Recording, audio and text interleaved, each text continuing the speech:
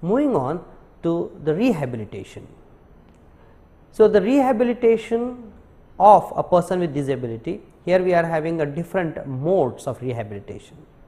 First, let me take up medical model as a rehabilitation. According to medical model, disability is a medical challenge. The disability can occur due to disease, trauma or other health conditions. So, medically these conditions should be treated. So, therefore, treatment by the professionals is the way a disabled person can be rehabilitated. That is the opinion under medical model. But if you look at the understanding of this whole process, cure or the individual's adjustment or behavioral change, that would lead to an almost a cure situation. So, cure leads to, one option is cure the disease, second option is lead to a situation of almost cure position. If you look at the next model is a social model. According to this model, disability is a socially created problem and a matter can be resolved with full integration of the individual with the society. So, therefore, how to achieve this is again through social action, collective responsibility and make environmental modifications so that the disabled person can move freely around in the society. Now, here the issue concerning with this social model is both cultural as well as ideological. Many a times the cultural hindrances are created to this model. Charity model. Now, in this model they consider person with disability as the victim of circumstances and he deserves pity.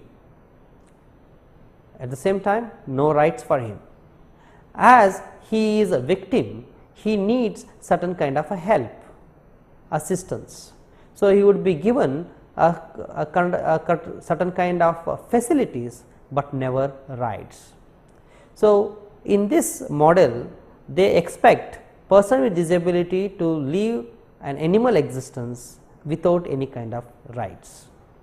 In moral model, that is the next one, where they consider disability as the result of bad actions of parents or bad actions of the same person in the earlier life. So, therefore, they consider disablement as a punishment given by the God. So, in Hinduism they consider it as a part of doctrine of karma. So, curing them, protecting them, giving them rights can never be thought of as they have been punished by the God himself. Then comes the last human rights model. Now, in this model they consider person with disability as the person with different abilities. So, we need to protect his rights rather than provide him with the charity, and therefore, human rights model provides for empowerment of persons with disability rather than providing them with any kind of charity or facility. So, moving on from the theories, the models of rehabilitation, the concept of disablement, let us take up the discussion on the laws concerning disability. The Constitution provides for many provisions for persons with disability. Article 41 speaks about providing education to the person suffering from the disablement. 39A provides for equal access to justice and free legal aid. 45 provides for early childhood care and providing education till the age of 6. 46 and 47 provides for raising the standard of living of and education and the development of persons with disability. So, that is how the Constitution has ample provisions for protecting the rights of disability. So, from the Constitution, let us move on to the legislations for the protecting the rights of the disability. As a first discussion, I am going to take up the protection given to the persons with mental illness under the Mental Health Act. So, if you look at the evolution of Mental Health Act, it has started from 1858, where they had built many asylums for lunatics. Then there was Indian Lunacy Act in 1912. Then came the present legislation, the Mental Health Act 1987. This act provides for a specific object. The first, the restriction. The Mental Health Act is restricted only for a persons with mental illness. Then the object of the act, it provides for establishment of psychiatric hospitals and nursing homes for the treatment of persons with mental illness. Then, in addition to establishment of the hospitals, it also provides protection to the properties of persons with mental illness. So, when we talk about mental illness, the person cannot take care of himself or his own property. So, there is a need for higher level of protection to the property belonging to the person with mental illness. So, how does this act provides protection? So, section 50 empowers the district court to intervene with the management of the property, management and also take care of the property. District court can be intimated or can be called to intervene not only by a person with mental illness, but can be by any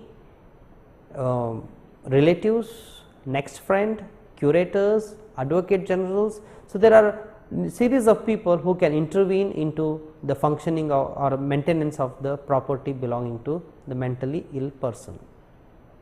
So, once the district court is intimated about the property and there is no proper care of the property that is going on, then the notice is issued to all the stakeholders and the hearing is conducted. The hearing is conducted with two objectives, that is whether the person is suffering from mental illness, if yes, whether he can take care of himself or he cannot take care of himself. So, once these questions are answered in affirmative, then the court will go ahead and appoint a person to take care of the property. The appointment is of two different kinds of persons. The court appoints a caretaker. If a caretaker is appointed to take care of a person, of the mentally ill person, then he is termed as guardian, but if he is appointed to take care of the property belonging to the mentally ill person, then he would be considered as manager. So, after appointing the manager or the guardian, the court enjoys the series of powers to take care of such property. So, after appointment, the court will be conducting the supervision of the functioning of the guardian as well as the manager. If court finds him not functioning properly, then he can be removed, maybe on the application of the parties or maybe suo motu on its own. If the mentally ill person is indigent, then at the cost of the state, the district court can admit him to any psychiatric hospital.